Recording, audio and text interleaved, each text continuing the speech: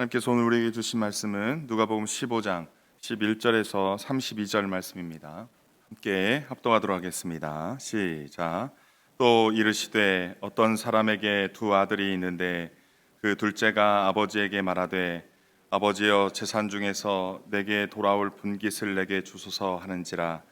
아버지가 그 살림을 각각 나눠 주었더니 그 며칠이 안 되어 둘째 아들이 재물을 다 모아가지고 먼 나라에 가 거기서 허랑방탕하여 그 재산을 낭비하더니 다 없앤 후 그 나라에 크게 흉년이 들어 그가 비로소 궁핍한지라. 가서 그 나라 백성 중 한 사람에게 붙여 사니 그가 그를 들로 보내어 돼지를 치게 하였는데 그가 돼지 먹는 쥐염 열매로 배를 채우고자 하되 주는 자가 없는지라. 이에 스스로 돌이켜 이르되 내 아버지에게는 양식이 풍족한 품꾼이 얼마나 많은가. 나는 여기서 줄여 죽는구나. 내가 일어나 아버지께 가서 이르기를 아버지, 내가 하늘과 아버지께 죄를 지었사오니 지금부터는 아버지의 아들이라 일컬음을 감당하지 못하겠나이다. 나를 품꾼의 하나로 보소서 하리라 하고 이에 일어나서 아버지께로 돌아가니라. 아직도 거리가 먼데 아버지가 그를 보고 측은히 여겨 달려가 목을 안고 입을 맞추니 아들이 이르되 아버지, 내가 하늘과 아버지께 죄를 지었사오니 지금부터는 아버지의 아들이라 일컬음을 감당하지 못하겠나이다 하나 아버지는 종들에게 이르되 제일 좋은 옷을 내어다가 입히고 손에 가락지를 끼우고 발에 신을 신기라. 그리고 살진 송아지를 끌어다가 잡으라. 우리가 먹고 즐기자. 이 내 아들은 죽었다가 다시 살아났으며 내가 잃었다가 다시 얻었노라 하니 그들이 즐거워하더라. 맏아들은 밭에 있다가 돌아와 집에 가까이 왔을 때 풍악과 춤추는 소리를 듣고 한 종을 불러 이 무슨 일인가 물은데 대답하되 당신의 동생이 돌아왔음에 당신의 아버지가 건강한 그를 다시 맞아들이게 됨으로 인하여 살찐 송아지를 잡았나이다 하니 그가 노하여 들어가고자 하지 아니하거늘 아버지가 나와서 권한대 아버지께 대답하여 이르되 내가 여러 해 아버지를 섬겨 명을 어김이 없거늘 내게는 염소 새끼라도 주어 나와 내 벗으로 즐기게 하신 일이 없더니 아버지의 살림을 장녀들과 함께 삼켜버린 이 아들이 돌아오매 이를 위하여 살찐 송아지를 잡으셨나이다. 아버지가 이르되 너는 항상 나와 함께 있으니 내 것이 다 내 것이로되 이 내 동생은 죽었다가 살아났으며 내가 잃었다가 얻기로 우리가 즐거워하고 기뻐하는 것이 마땅하다 하니라. 아멘. 우리는 지금 5장 1절부터 이어지는 본문의 내용을 보고 있습니다. 예수님께서는 세 번째로 비유를 통해 말씀하십니다. 모두가 잘 알고 있는 탕자의 비유입니다. 11절 12절에서 어떤 사람에게 두 아들이 있었습니다. 그런데 둘째가 아버지에게 아버지여 재산 중에서 내게 돌아올 분깃을 내게 주소서라고 말합니다. 근데 아버지는 각각 그들에게 살림을 나눠주었다고 얘기를 합니다. 유산 상속은 일반적으로 아버지가 죽을 때 나눠주는 것입니다. 따라서 아버지가 돌아가셔야 받을 수 있습니다. 그런데 둘째 아들은 유산을 받기 위해 아버지의 죽음을 기다리지 않고 그의 아버지에게 달라고 지금 요청합니다. 우리식으로 말하면 정말 버릇없는 철부지입니다. 아마도 그가 결혼하지 않았으므로 10대였을 것입니다. 그의 아버지는 둘째 아들의 요구를 거절하지 않고 주었다고 말합니다. 그는 또 둘째 아들이었으므로 장자의 몫의 절반인 재산의 3분의 1를 아마 받았을 것입니다. 그런데 우리가 주의 깊게 보아야 할 것은 그의 아버지가 재산 상속을 둘째 아들에게만 준 것이 아니라 12절 끝에 보면 각각 나눠 주었다고 말하고 있습니다. 따라서 큰 아들의 재산의 3분의 2의 몫을, 또 작은 아들은 재산의 3분의 1의 몫을 그의 아버지가 각각 나눠 주었다라는 의미일 것입니다. 큰 아들은 재산을 요구하지 않았지만 둘째 아들만 재산을 나눠주는 것은 첫째 아들에게 상처가 될 수 있기에 두 아들에게 각각 그들의 몫을 주었던 것 같습니다. 아버지의 사랑은 두 아들 모두를 배려하고 따뜻하게 살핀 사랑으로 보여집니다. 13절에서 그 후 며칠이 안 되어 둘째 아들이 재물을 다 모아가지고 먼 나라에 가서 거기서 허랑방탕하게 그 재산을 낭비했다라고 말씀합니다. 본문에 의하면 둘째 아들은 이미 재산을 받으면 자신의 인생의 주인이 되어서 가정과 그의 아버지로부터 떠나 그 아버지의 그 어떤 간섭과 다스림으로부터 떠나 자기 마음대로 자기 방식대로 살고 싶었던 것 같습니다. 그렇지 않고서야 며칠 만에 그 재산을 다 정리하고 그것도 먼 외국으로 나갈 수 없었을 것이기 때문입니다. 그는 먼 나라에서 허랑방탕하게 그 재산을 낭비하였다고 합니다. 젊은 사람이 감당할 수 없는 재산을 가지고 자기 마음대로 살면 어찌 보면 당연한 결과일 수 있습니다.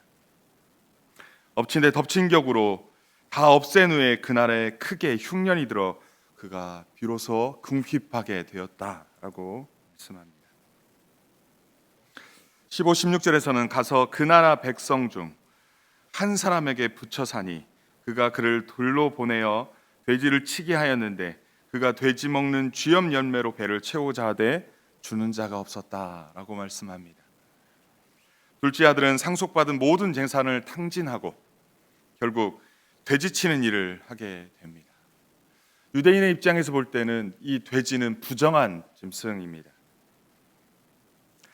따라서 돼지치는 일은 아주 불명예스러운 일일 것입니다. 어쩌면 바리새인들은 이 죄인으로 취급했던 그런 모습을 지금 둘째 아들이 하고 있는 것입니다.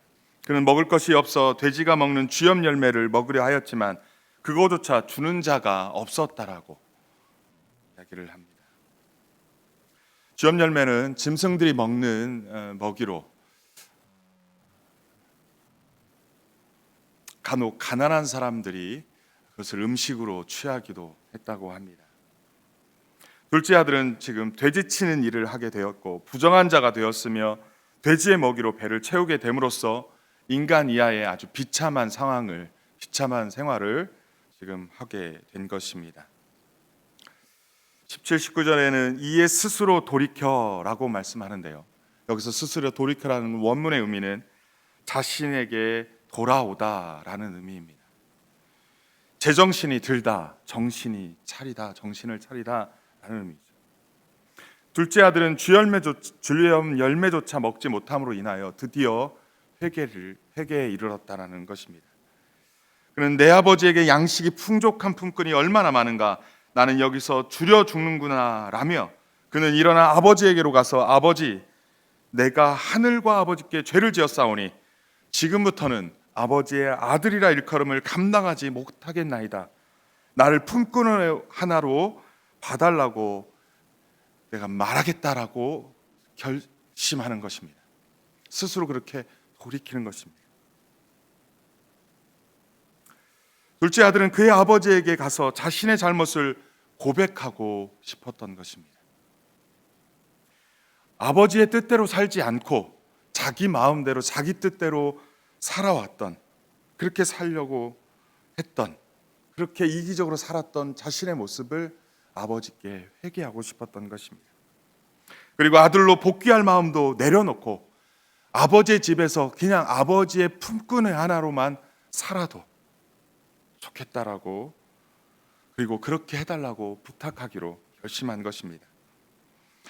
그가 죄를 고백하는 내용은 하나님의 통치를 받지 않는 죄, 소유권을 포기하고 소유권을 이전하지 않은 죄, 그러한 것들을 고백하는 모습입니다.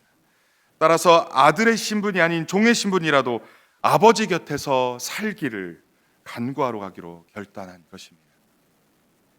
이제부터는 아버지의 통치를 받으며 살겠다고 결단한 것입니다. 진정한 회개의 자세로 보여집니다.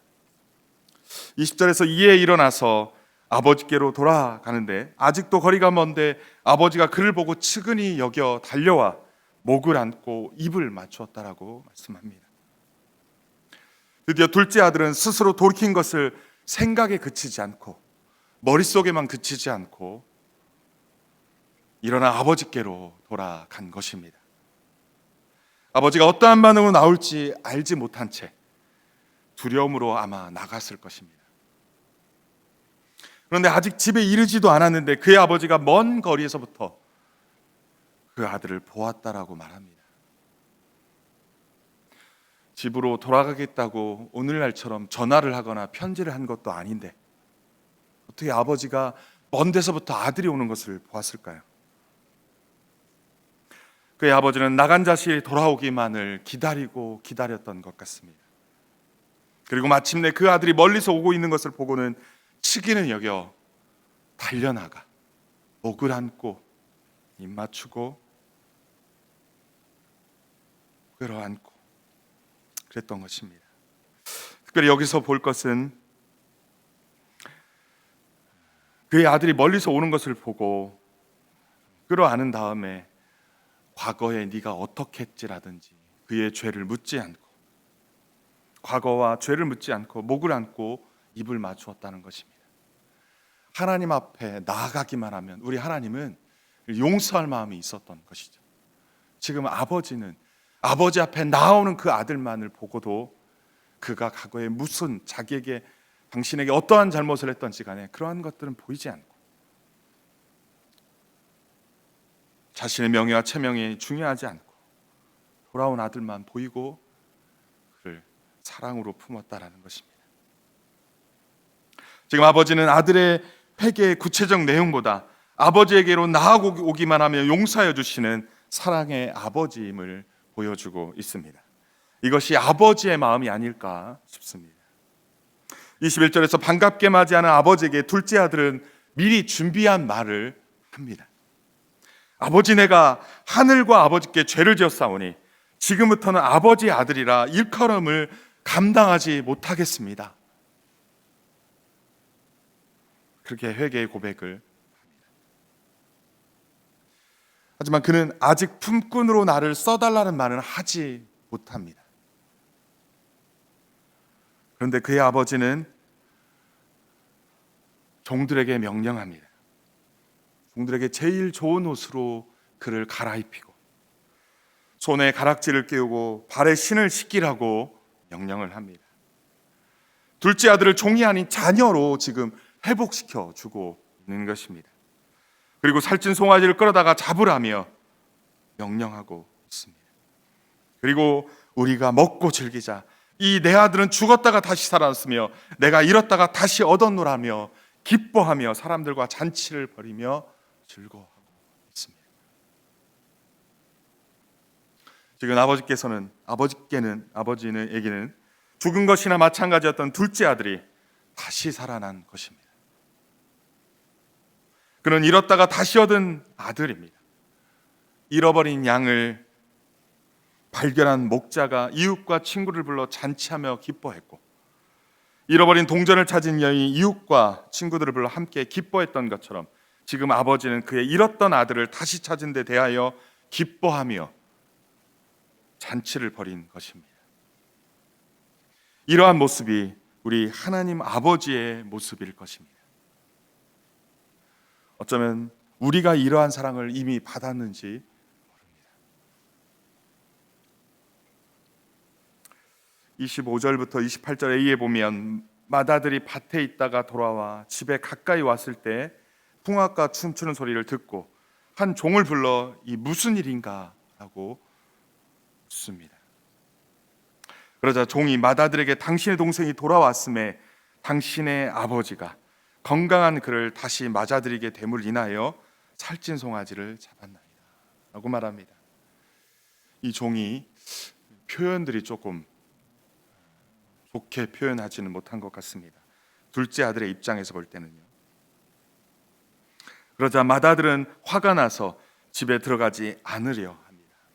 맏아들은 바리새인들을 상징하고 둘째 아들은 세리와 죄인들을 상징합니다. 둘째 아들은 아버지 집의 보호 속에 영적인 면과 육적인 면 모두 건강한 모습을 되찾은 모습처럼 보여집니다.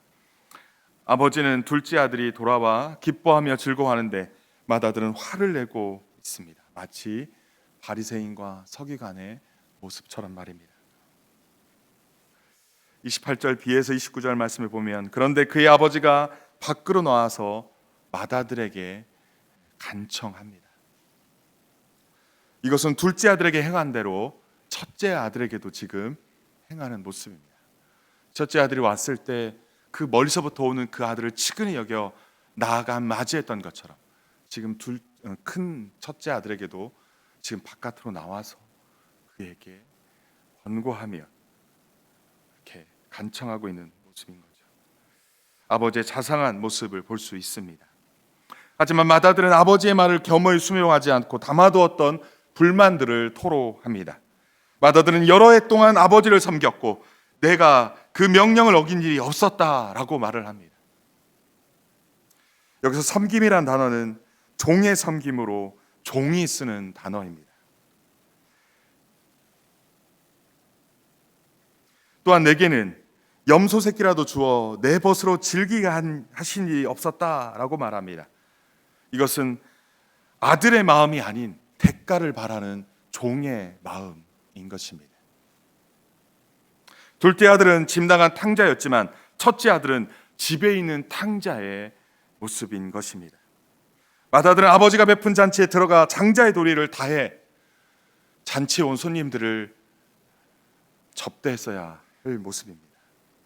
아버지 집에 살면서 아버지를 신뢰하지 못한 큰아들의 모습, 돌아온 동생을 위해 베푼 잔치라는 말을 듣고 아버지의 지나친 사랑에 분노하여 집안에 들어가기를 꺼려하고 들어가지 않고 있는 아들의 모습입니다. 오히려 아버지를 고된 일만 시키는 인색하고 고약한 아버지로, 고약한 고용주로 만들어 버린 것입니다.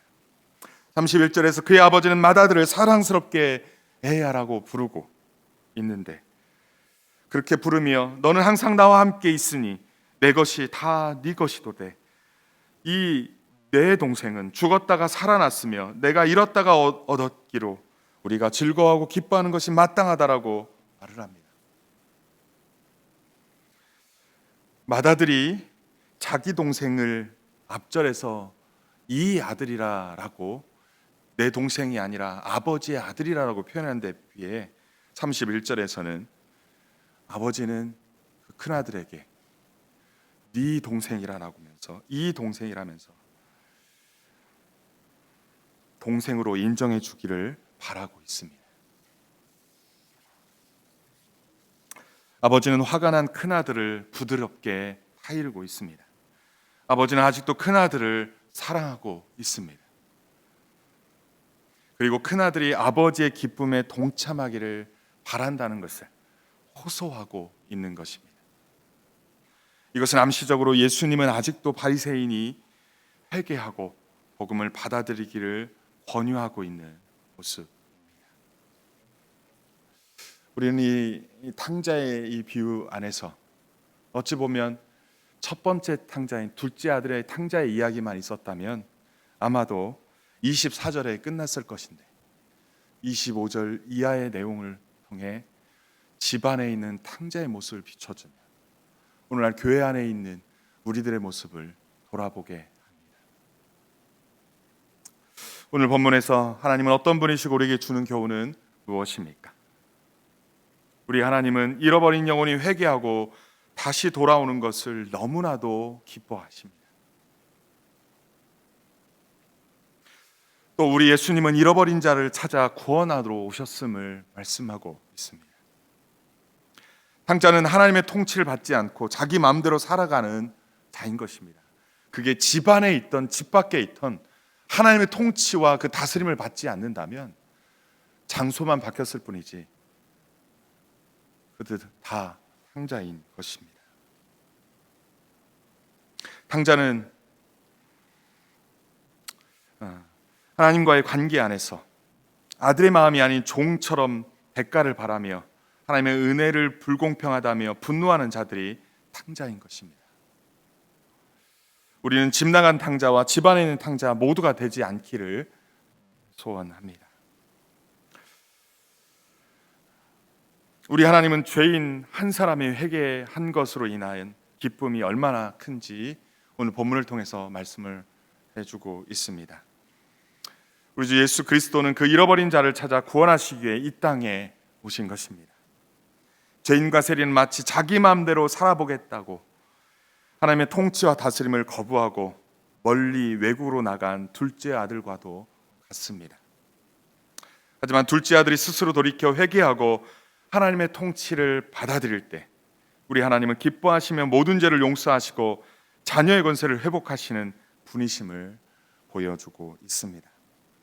우리는 집안에 있는 탕자처럼 행하지 않고 하나님의 기쁨에 동참하는 우리 모두 되기를 주님의 이름으로 간절히 축원합니다. 우리 주신 말씀 붙잡고 함께 기도했으면 좋겠습니다.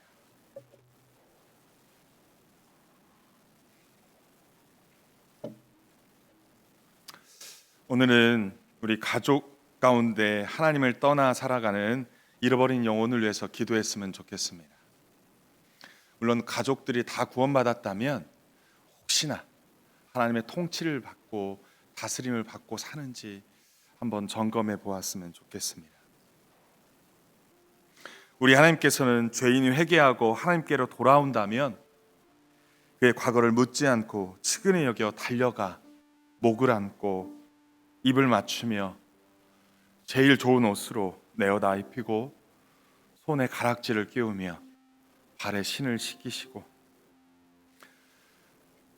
그 자녀에게 자녀의 권세를 회복시켜 주시며 잔치를 벌이고 기뻐하시며 즐거워하시는 분이십니다. 혹시나 우리 가족 가운데 그러한 것을 누리지 못하는 자녀가 있다면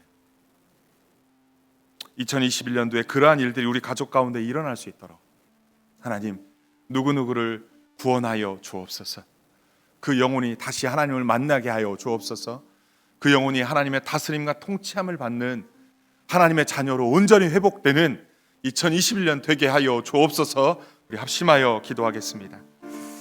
하나님 아버지, 우리의 가족들 하나님 눈에 넣어도 아프지 않을